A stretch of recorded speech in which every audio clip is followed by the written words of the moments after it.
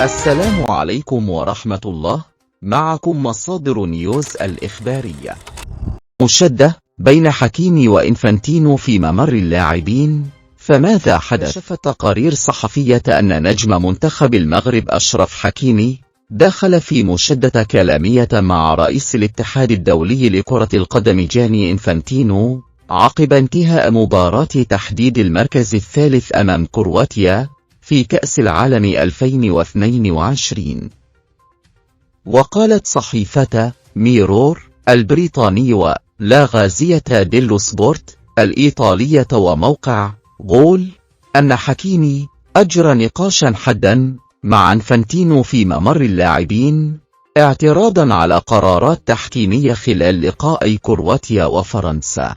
وقال صحفيون شاهدوا الواقعة إن حكيمي نقل غضبه إلى إنفانتينو بصوت مرتفع بخصوص عدد من الحالات التحكيمية في المباراتين الأخيرتين، مؤكدين أنهم منعوا من تصوير المشادة. وفي وقت لاحق قال حكيمي في تصريحات تلفزيونية تعليقا على الواقعة: لم يحدث أي شيء، كنت غاضبا بعض الشيء بعد نهاية المباراة وذهبت للتحدث معه. وتابع: أقدم اعتذاري عن الكلمات التي وجهتها له، هو صديقي وأحترمه كثيرا، لم يحدث أي شيء.